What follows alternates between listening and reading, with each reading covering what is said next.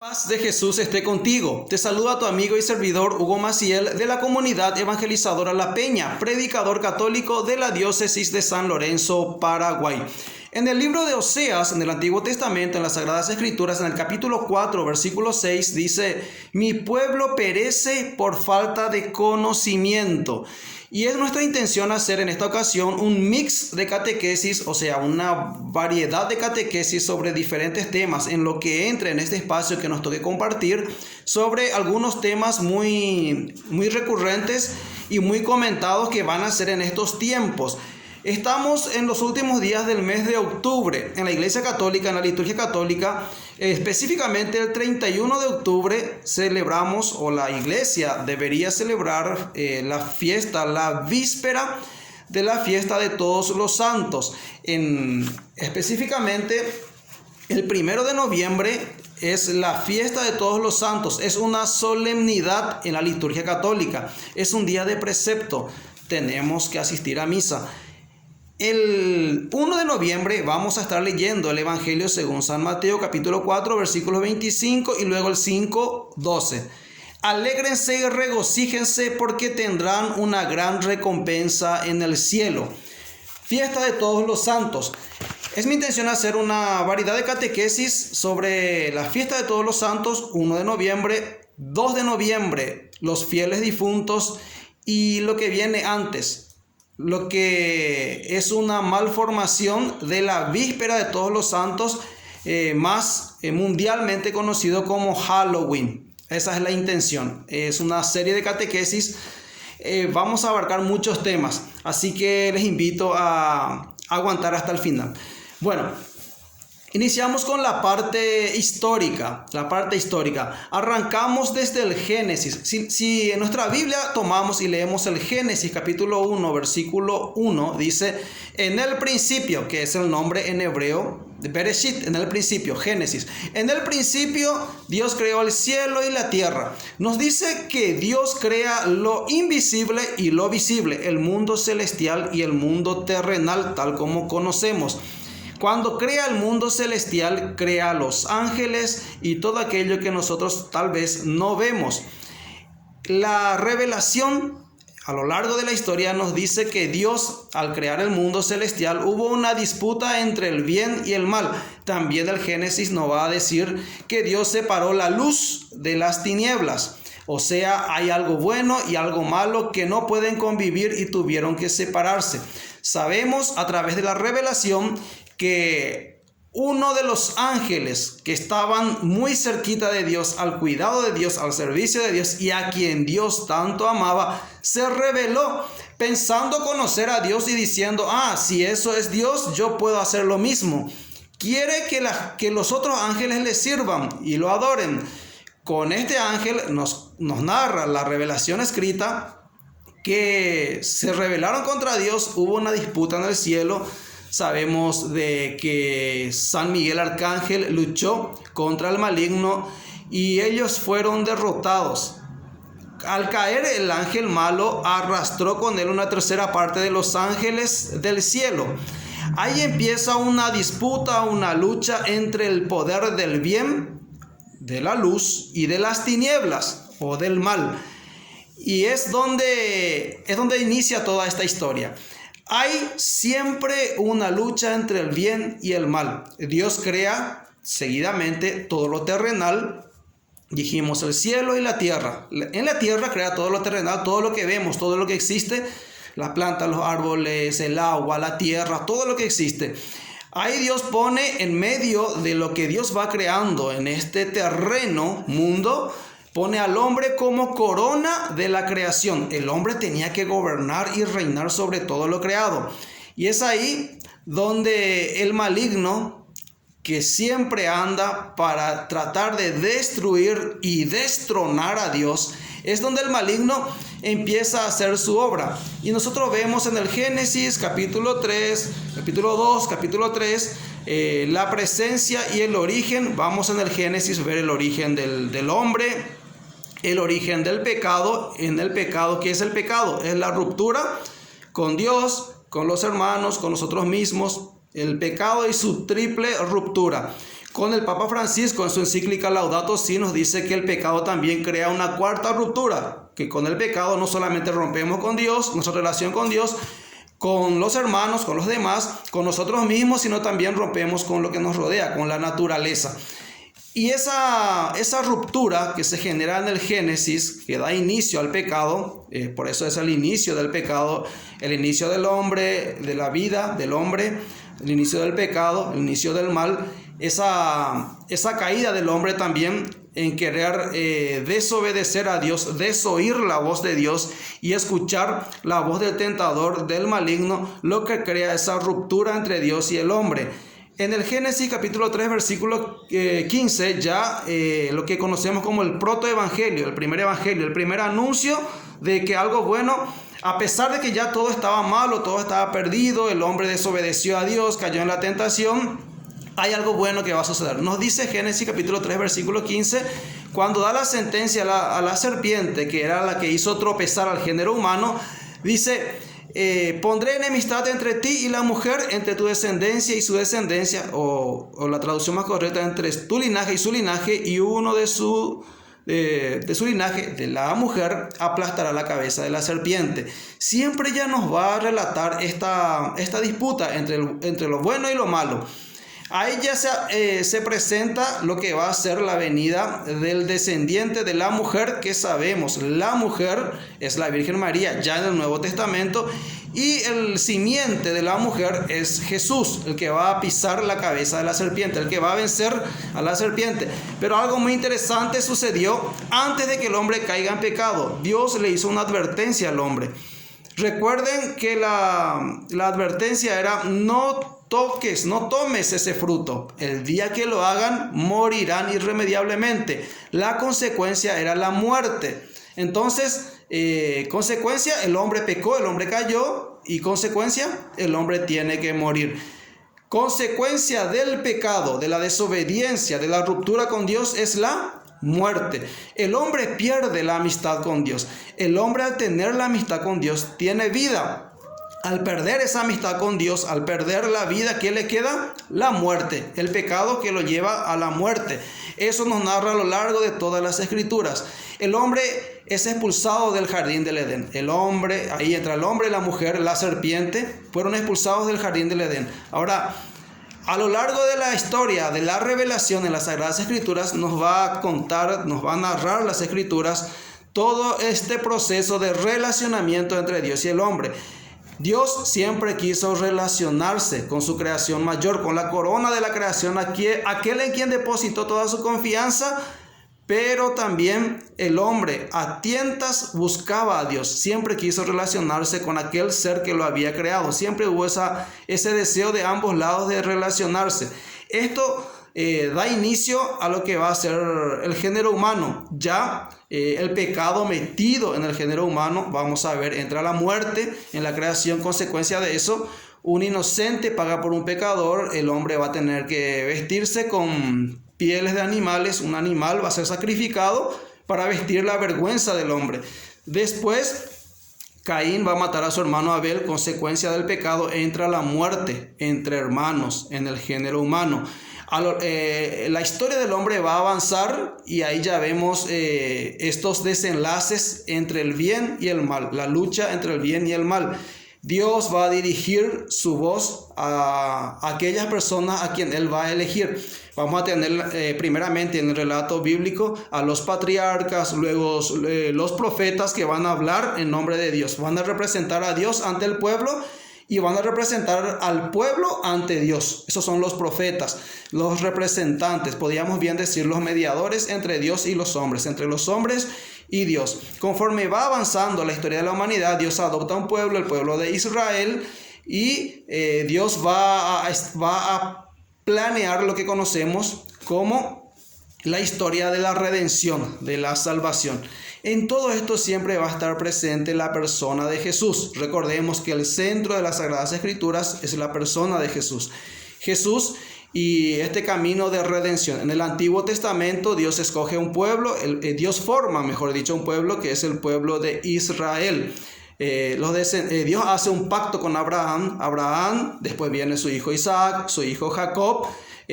a través de este linaje de la sucesión, sigue el pacto de Dios con el género humano, con el hombre. De Jacob sale lo que es Israel. De Israel se va a desprender un libertador que va a ser Moisés, y luego van a seguir las 12 tribus de Israel. Entre las 12 tribus de Israel, una de las tribus, que es la tribu de Judá, es la que va a llevar adelante el cetro, el pacto con Dios. Y como va a decir, cuando Jacob esté a punto de morir, le va a dar esa bendición y esa promesa a Judá, que él va a tener el bastón de mando hasta que llegue aquel a quien le pertenece. Está hablando de la venida de Jesús. Después de, estamos avanzando en la historia de la humanidad, el pueblo de Israel que entra a Egipto como esclavos, luego va a ser liberado por Moisés, hacen esta travesía por el desierto para llegar a la tierra prometida, la tierra que emana leche y miel, esto que Dios prometió. Todo esto hace parte del pacto de Dios con su pueblo. Esta es la historia, estas son nuestras raíces. Ahora, el pueblo de Israel, a lo largo, desde que sale de Egipto, desde que Dios libera al pueblo de Egipto, Dios lo libera con un propósito. ¿Para qué? Para relacionarse con el hombre. ¿Para qué? Para que el hombre, que ahora constituye una nación, al salir de Israel a los pies del monte Sinaí, este pueblito, esta familia que conocemos como Israel, se convierte en nación. Va a tener unos estatutos, unas leyes, se va a convertir en nación. Vamos a tener la nación de Israel, que va a peregrinar rumbo a la tierra prometida. ¿Para qué Dios quita a Israel de Egipto? Con el objetivo de que pueda adorarlo. Ese fue el pedido de Dios para el faraón. Deja a mi pueblo para ir a adorarme por 3 días. Ahí se sucede todo ese conflicto con el faraón. Y luego, bueno, el pueblo ya salió. El pueblo recibe las tablas de la ley. Ahí el pueblo sabe que le agrada a Dios, que le desagrada a Dios, porque antes no sabía. Empieza este relacionamiento de Dios con su pueblo, este peregrinar del pueblo para llegar a la tierra prometida. Todo esto, lo que es la creación, los patriarcas, Abraham, Isaac, Jacob, están en el libro del Génesis. Luego el proceso de la redención del pueblo, este pasaje hasta la tierra prometida, está en el libro del Éxodo. Después viene el libro del Levítico, que son una serie de ritos, de leyes, de cómo adorar a Dios, cómo agradar a Dios. Está en el libro del Levítico. Y luego el libro de los Números, donde Dios va a hablar Dios, va a poner en orden las cosas. El libro de los Números. Y al terminar el Pentateuco o la Torá para los judíos, los 5 primeros libros de la ley, está el libro del Deuteronomio. Deutero significa segundo, nomos, ley. Entonces el libro del Deuteronomio nos va a relatar son las leyes donde Moisés va a hablar al pueblo. Moisés ya sabe que no va a entrar a la tierra prometida. El pueblo está pronto a tomar posesión de la tierra prometida. Ya está cerca del río Jordán. El pueblo ya llegó a la tierra prometida. Va a llegar, tiene que tomar posesión, pero es ahí donde Moisés tiene unas palabras de Dios para el pueblo, unas leyes.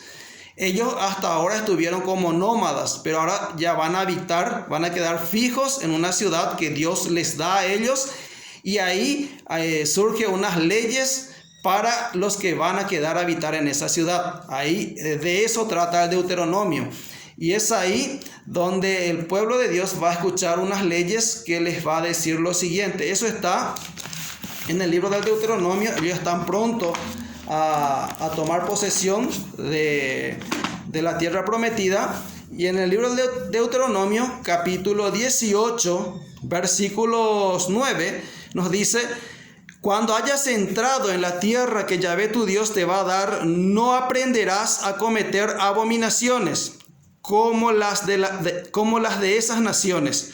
No ha de haber en medio de ti nadie que haga pasar a su hijo o a su hija por el fuego, que practique la adivinación, la astrología, la hechicería o la magia. Ningún encantador, ni quien consulte espectros o adivinos, ni evocador de muertos, porque todo el que hace estas cosas es una abominación para Yahvé tu Dios.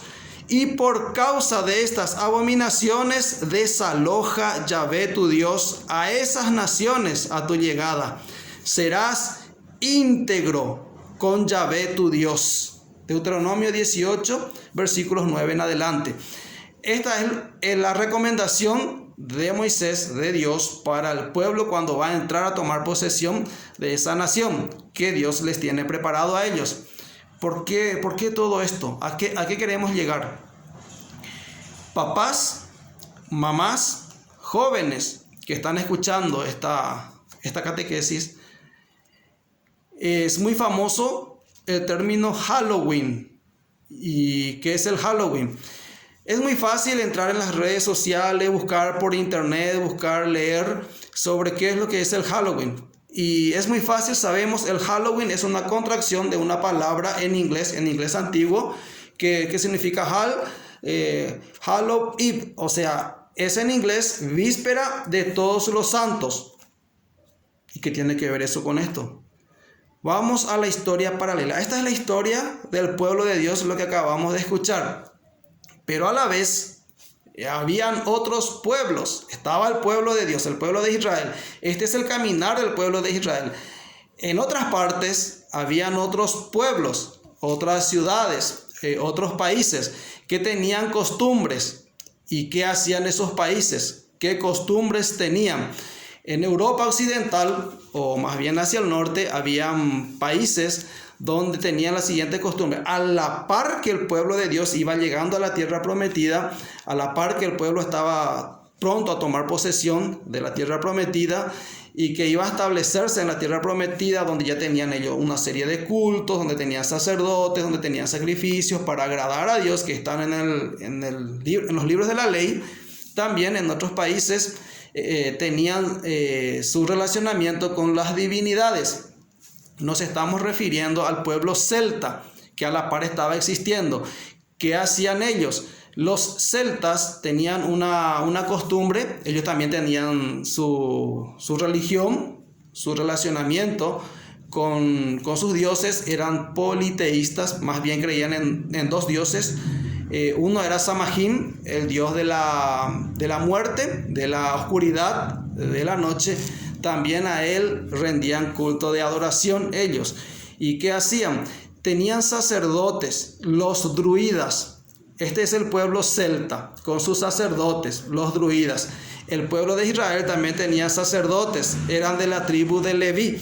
En el capítulo 18, justamente del libro del Deuteronomio, nos habla del sacerdocio levítico.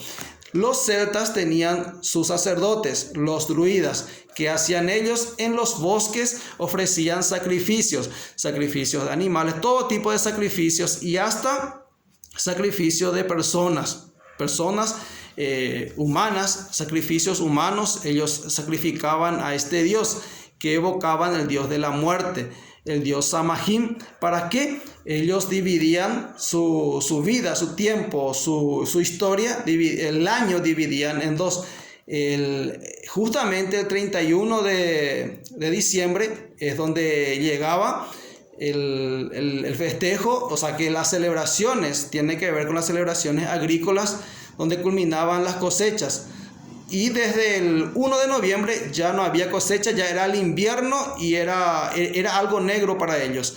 Para que les vaya bien en el resto del año, hacían este tipo de sacrificios al dios Samhain, al dios de la muerte. Y tenían varias creencias, que los muertos venían, que sus seres que habían muerto venían nuevamente para encontrarse con ellos, una serie de ritos. Y cometían lo que en el Deuteronomio capítulo 18 nos dice: no ha de haber entre ustedes, en medio de ustedes, nadie que haga pasar a su hijo o a su hija por el fuego, lo que hacían los otros pueblos, que practique la adivinación, la astrología, la hechicería o la magia. Todo esto era parte del trabajo de los druidas, sacerdotes celtas. Evocador de muertos, que consulte espectros, adivinos, porque todo el que hace estas cosas es una abominación para Yahvé tu Dios. Estamos haciendo un paralelismo entre la historia del pueblo de Dios y la historia de los druidas, aquellos que que hacían otro tipo de culto. ¿Por qué hago esta comparación? ¿Por qué hacemos esta comparación? Porque esto que está en las Sagradas Escrituras es referente a nuestras raíces, a las raíces del cristianismo, que va a ser el pueblo de Israel, que después van a tomar el bastón. Los de la tribu de Judá, nace lo que es el judaísmo y de eso lo que es el cristianismo. Y del otro lado viene algo que se va a contraponer, es la antítesis de lo que va a ser las festividades de los del pueblo de Dios. ¿Por qué? Porque después de tomar posesión de la tierra prometida, el pueblo de Israel va a vivir ahí. Sabemos toda la historia del pueblo de Israel. Llegado la época mesiánica, cuando va a aparecer Jesús, ellos van a estar oprimidos por el gobierno romano. Antes de todo esto, Jerusalén vive un tiempo durísimo, que es la diáspora. Nabucodonosor va a conquistar Jerusalén. Ellos van a ser deportados a Babilonia, los que vivían en Jerusalén, hacia el sur, a Siria, los que vivían hacia el norte. Todo este duro golpe en la parte más oscura de Israel, de los judíos, vuelven del exilio de Babilonia, y después viene Jesús, la época de Jesús. Jesús va a establecerse, Jesús va a traer, Jesús es el Mesías que los profetas anunciaron en las Sagradas Escrituras que Él iba a venir. ¿Para qué? Para tratar de volver a hacer esas paces que habíamos dicho, que en el Génesis el hombre rompe con Dios, y es Jesús. Todo este proceso que hace Dios es preparando al pueblo para que ellos puedan recibir, acoger al Mesías. Es todo lo que está en el Antiguo Testamento, es la preparación para la venida de Jesús. Tanto en lo que tiene que ver con el culto, con los sacerdotes, con estas leyes de no mezclarse con otros pueblos, de no hacer ciertas cosas. Todo esto es preparación para la venida de Jesús. ¿Qué va a traer Jesús? Jesús mismo va a venir a citar el Antiguo Testamento, a darle el verdadero sentido. No he venido a abolirlo, sino vine a darle cumplimiento, vine a darle el verdadero sentido de cómo tiene que interpretar la revelación de Dios. Antes era a través de los patriarcas, de los profetas. Llegado a la plenitud de los tiempos, Jesús se hace presente. O sea, Dios mismo viene a revelarse, a mostrar su rostro. Y viene este Jesús que es Dios y se hace hombre, toma la mano del hombre, toma la mano de Dios y los vuelve a unir. Él trae la paz entre Dios y el hombre. Él viene a traer la redención. ¿Qué quiere decir redención? La palabra redención quiere decir volver a comprar. O sea, estábamos perteneciendo al maligno porque Él ya nos compró. En el Génesis Él nos engañó, nos compró, y ahora tenemos que volver. Jesús viene a volver a comprarnos. Él viene a comprarnos nuevamente. ¿A precio de qué? A precio de su sangre. Su sangre vale nuestra paz, nuestra redención, y viene, como dice en Marcos 10. He venido para que tengan vida y la tengan en abundancia. Para eso viene. Juan 10:10, perdón. Viene Jesús. He venido para que tengan vida y la tengan en abundancia. Entonces Jesús aparece en esta historia, en este escenario religioso. En toda esta historia aparece Jesús. ¿Y qué va a hacer Jesús? Bueno, Jesús viene a traer la palabra de Dios. Jesús se encarna, Jesús deja la palabra, Jesús deja toda la revelación, es la plenitud de la revelación, pero eso tiene que continuar. ¿Cómo el hombre va a asimilar todo esto? Jesús deja unos apóstoles sobre el cual va a fundar una iglesia. Iglesia significa asamblea como convocada. A esa iglesia Jesús le va a dar una orden: vayan y hagan que todos los pueblos sean mis discípulos. Todos los pueblos tienen que ser discípulos de Jesús. Y ese vayan, esa pequeña porción de tal vez 12 apóstoles y tal vez 120 discípulos en el cenáculo orando el día de Pentecostés, esa es la levadura que va a tener que penetrar a las masas y fermentar las masas. Y es acá que avanza el proceso de la historia. Surge lo que conocemos como el cristianismo. Y en este proceso del surgimiento del cristianismo se suceden varias cosas. Primero, los cristianos van a ser perseguidos por los judíos, por las autoridades romanas. Estamos ya en la era cristiana. Los druidas, los celtas, allá ellos en su mundo, los romanos oprimiendo a los judíos dispersados, los cristianos, un nuevo grupo que se va formando en Jerusalén, los cristianos proclamando, anunciando, haciendo discípulos de Jesús, perseguidos por los judíos, perseguidos por los romanos. Aparece siglo IV, año 303, hasta el 313, aparece Diocleciano, este emperador romano que tenía como propósito acabar con el cristianismo, borrar de la faz de la tierra el cristianismo. No pudo hacerlo. Es la época donde surgen los mártires, incontables mártires en la época de Diocleciano. Es lo que se conoce entre comillas como la gran persecución del cristianismo, de la iglesia católica, de la iglesia naciente. Es la gran persecución. La iglesia siempre honró a sus santos. ¿Y qué son los santos? La palabra santo significa apartado, aquel que fue fiel a Dios. Entonces la iglesia católica siempre honró a los fieles, a los santos de la iglesia. Y es así que en toda la historia de la iglesia se oraba por los santos y también por los difuntos. Eso lo vemos ya en el Antiguo Testamento. Pero ahora nos enfocamos en los santos. Diocleciano perseguía muchísimos montones de mártires, incontables mártires. En la Iglesia Católica tenemos lo que se llaman los santos canónicos, aquellos santos que son más famosos, que conocemos. ¿Por qué? Porque están en el canon, en una lista de santos, o sea, son personas, modelos, tanto varones como mujeres, fieles, que la iglesia considera que ellos son un ejemplo de santidad. Así hay que vivir la fe, como esta persona vivió. Esos son los santos. Nos marcan cómo tenemos, son modelos para nosotros. Esos son los santos.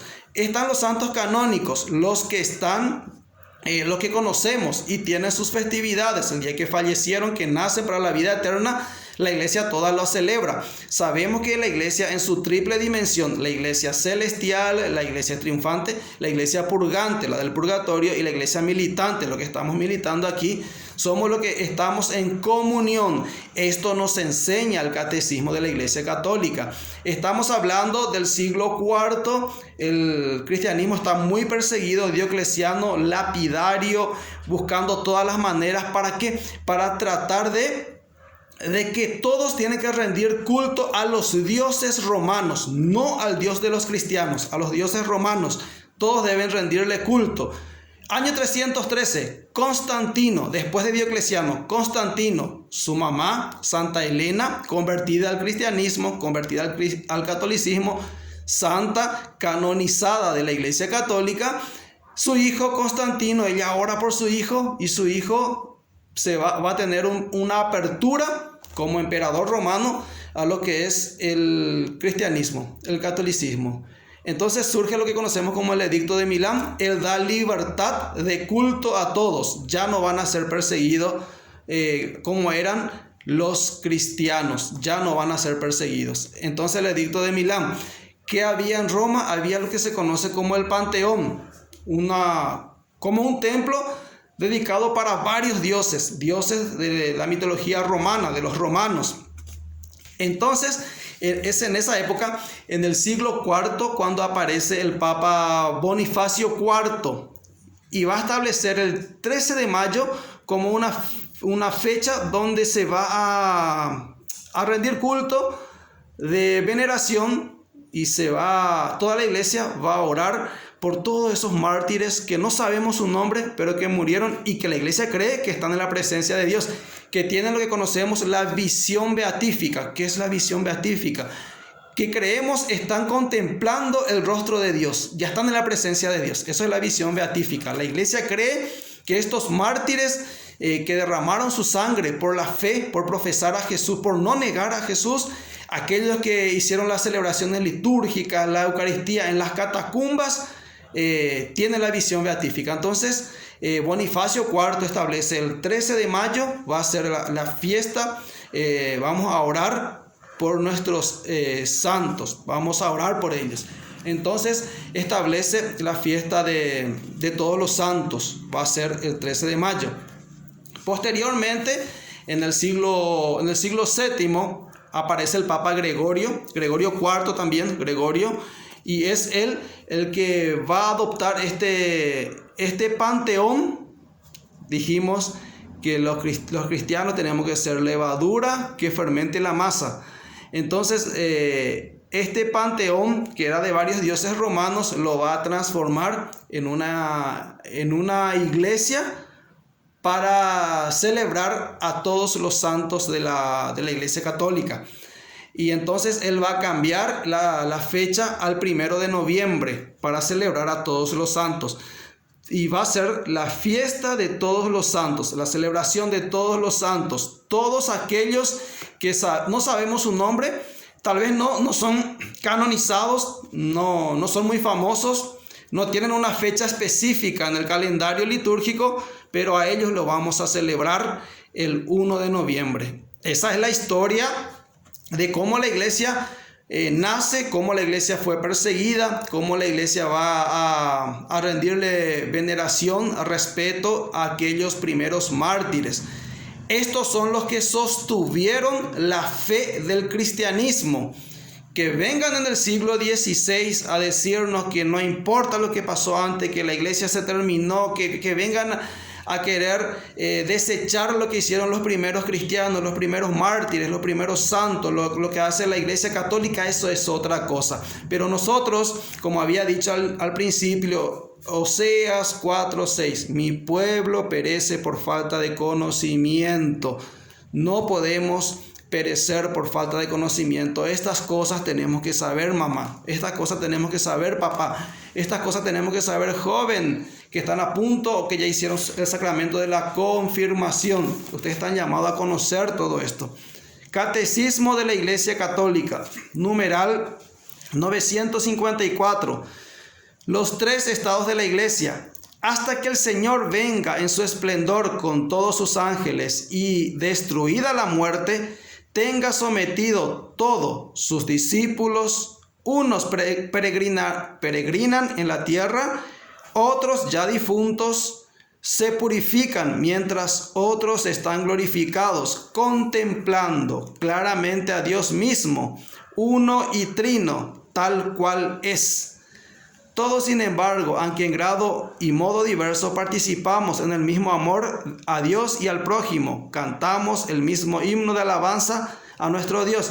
En efecto, todos los que son de Cristo, que tienen su espíritu, forman una misma iglesia y están unidos entre sí en Él. Todo esto, Constitución Lumen Gentium del Vaticano II. La unión de los miembros de la iglesia peregrina, nosotros, con los hermanos que durmieron en la paz de Cristo, de ninguna manera se interrumpe. Más aún, según la constante fe de la iglesia, se refuerza con la comunicación de los bienes espirituales. La intercesión de los santos, por el hecho de que los del cielo están más íntimamente unidos con Cristo, consolidan más firmemente a toda la iglesia en la santidad. No dejan de interceder por nosotros ante el Padre. Presentan por medio del único mediador entre Dios y los hombres, Cristo Jesús, los méritos que adquirieron en la tierra. Su solicitud fraterna ayuda pues mucho a nuestra debilidad. No lloréis, os seré más útil después de mi muerte y os ayudaré más eficazmente que durante mi vida. Santo Domingo lo dijo eso. Pasaré mi cielo haciendo el bien sobre la tierra. Santa Teresita del Niño Jesús. Esta es parte de lo que dice el Catecismo de la Iglesia Católica, numerales 954 en adelante. La Iglesia siempre respetó, honró, oró por los difuntos, por los santos que cree la iglesia que están en la visión beatífica. El 1 de noviembre celebramos a los santos de la Iglesia Católica, a todos los santos, aquellos que están canonizados y no. Los que están canonizados tienen su fecha específica, cada uno famosos, los conocemos, pero todos aquellos que murieron en la presencia de Dios, que murieron siendo fieles, por eso son los santos. La iglesia lo celebra el 1 de noviembre. Y el 2 de noviembre la iglesia celebra a los fieles difuntos.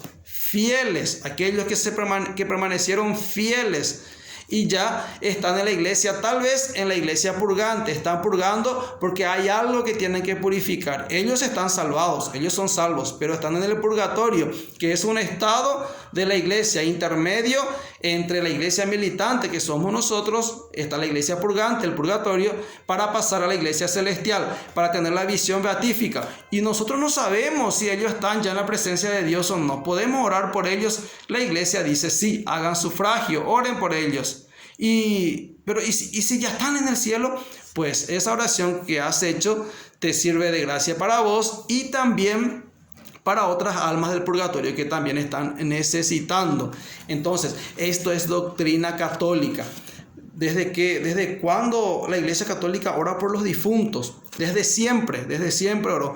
Pero específicamente datos históricos. En el año 998, San Odilon, un monje benedictino, va a impulsar la oración por los difuntos. Y esto en el siglo XVI se va a extender a toda la historia, a toda la Iglesia universal. La oración por los fieles difuntos. Esto es lo que la Iglesia Católica en estos días va a celebrar. ¿Y qué vamos a leer el 2 de noviembre? Día de todos los fieles difuntos, conmemoración de los fieles difuntos, Lucas 24, 1 al 8. ¿Por qué buscan entre los muertos al que está vivo? Eso vamos a leer.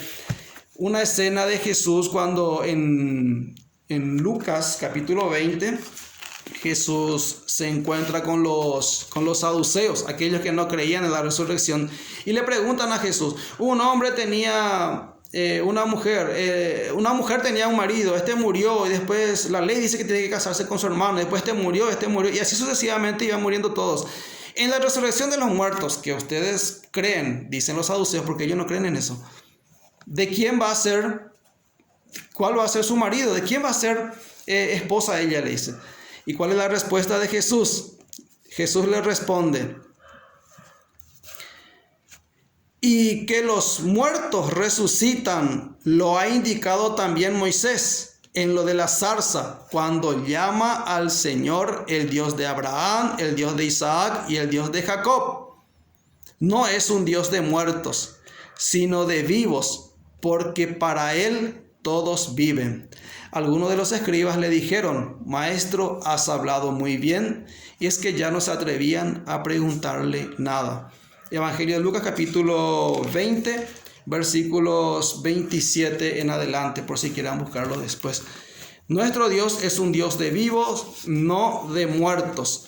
Ahora, todo esto es la historia de la iglesia, lo que celebra la iglesia y qué pasó con los druidas, qué pasó con los samajim, qué pasó con los celtas. ¿Y por qué nombramos esto? La iglesia celebra el 1 de noviembre, Día de Todos los Santos. 2 de noviembre, 2 de noviembre, Día de los Fieles Difuntos. ¿Y qué es esto del 31 de octubre? Y el día de Halloween. Ya dijimos, Halloween es una contracción del inglés antiguo que significa víspera de todos los santos. Es el víspera de esta celebración litúrgica católica donde la iglesia conmemora a todos los santos. Dijimos que es una antítesis, algo que va a contraponerse a esta celebración. La Iglesia Católica siempre, y eso va desde la cultura judía, desde el Antiguo Testamento, desde el Génesis. Recordemos cuando dice, y Dios iba creando, y atardeció y amaneció y fue el día primero, y atardeció y amaneció y fue el día. Y ese atardeció es lo que conocemos como la vigilia. En las horas canónicas que se reza en la Iglesia Católica está la hora de la vigilia, que son las 18 horas, las 6 de la tarde, cuando está cayendo el sol. A esa hora, para los judíos, ya cuando a la caída del sol, para los judíos ya empieza el día siguiente. Esa hora adopta la Iglesia Católica también. ¿Qué hace el católico? El 31 a la tardecita, a la caída del sol, ya tiene que estar vigiliando, vivir la vigilia para celebrar a todos los santos. ¿Y qué hay que hacer? pues estar en vigilia para celebrar a todos los santos. Vamos a celebrar a todos los santos. Vamos a conocer la historia de los santos, vamos a compartir la palabra, vamos a leer los textos sagrados para ver cómo podemos ser santos. Eso es lo que la Iglesia Católica celebra. La Iglesia se prepara para celebrar. Los que conocemos de la liturgia, los que conocen de la liturgia católica, saben que pasando ya a las 6 de la tarde, en la liturgia católica se lee la lectura que corresponde al día que está entrando, al día siguiente. Lo mismo sucede con la vigilia de todos los santos, con la víspera de todos los santos. Ahora aparece este famoso Halloween y de eso vamos a hablar un poquitito. Antes de terminar, Halloween dijimos una contracción, una malformación de la palabra víspera de todos los santos. ¿Y qué es lo que traen? ¿De dónde surge esta costumbre moderna de lo que se hace en el Halloween? Noche de brujas, noche de terror, noche de algo negro, nefasto. Todo eso es lo que rodea al Halloween hoy en día. Gracias a que se ha traído del paganismo. Acá tengo una definición de lo que es el paganismo. ¿Qué es el paganismo?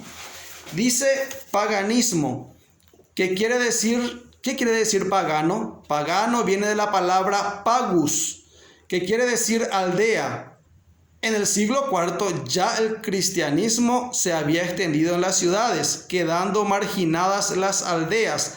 Así que decir pagano, aldeano, ranchero, era lo mismo que decir politeísta, sin fe en Cristo. Son aquellos que viven fuera de la fe en Cristo, fuera de la iglesia. A eso se llama paganismo. Ahora, esta costumbre de los celtas, que aparentemente con la invasión de los romanos en aquellos territorios había disminuido, pero ciertamente ellos buscaban los bosques para hacer los sacrificios de niños, sacrificio de mujeres, sacrificios humanos para agradar al Dios de la muerte que ellos celebraban. Ahí viene lo que conocemos como la antítesis. Ellos van a adorar al Dios de la muerte. El cristiano católico no tiene un Dios de muertos, sino un Dios de vivos, como acabamos de leer. Luego, conforme va avanzando la historia, los romanos van a cambiar ese salvajismo de esos cultos salvajes por los dioses romanos, y van a poner esfinges, estatuas, para reemplazar eso tenebroso que hacían ellos, los celtas, cuando los romanos invaden esos territorios. Cuando ellos tomen posesión de esos territorios, van a tratar de imponer esta cultura y esta religión de la religiosidad romana, la mitología romana. Entonces, pero ellos no van a ceder, ellos siempre van a tener sus costumbres, sus acciones, sus abominaciones, como decía en Deuteronomio. Vienen los romanos, pasa la historia, pasan las culturas, y ellos van a seguir con esto. El mal no se detiene, el mal no da tregua, y es el culto a la muerte, a las tinieblas, a lo oscuro, lo que este paganismo de la cultura celta es lo que se hace moderno y aparece nuevamente, principalmente en Irlanda, que es donde está la cultura celta, donde tiene origen todo esto del Halloween, y que va a pasar después a Norteamérica, principalmente en Estados Unidos. Y en Estados Unidos, que va a ser el centro de donde se va a disparar, se va a regar por todo el mundo esto del Halloween. ¿Gracias a qué? Gracias a que Estados Unidos tiene una industria muy grande que conocemos como Hollywood, los creadores de las películas. Ahí vamos a ver muchísimas películas con tinte tenebroso, fantasmas, muertes, terror, miedo, que tiene que ver con el Halloween. Viernes 13, Freddy Krueger, todo eso son creaciones de tinte tenebroso que tienen que ver con el Halloween. La cultura del Halloween, la cultura de la muerte, la cultura del miedo, la cultura del terror. Eso es el Halloween moderno. Nosotros, como cristianos católicos, tenemos que conocer la historia de nuestra fe, nuestra religión, conocer, para que no suceda lo que dice en Oseas 4:6, mi pueblo perece por falta de conocimiento. El pueblo de Dios hoy es la Iglesia católica, no puede perecer por falta de conocimiento. Católicos bautizados que creen ser católicos siguen celebrando hasta hoy esta fiesta del Halloween, que es la cultura del miedo, del terror, de la muerte, de los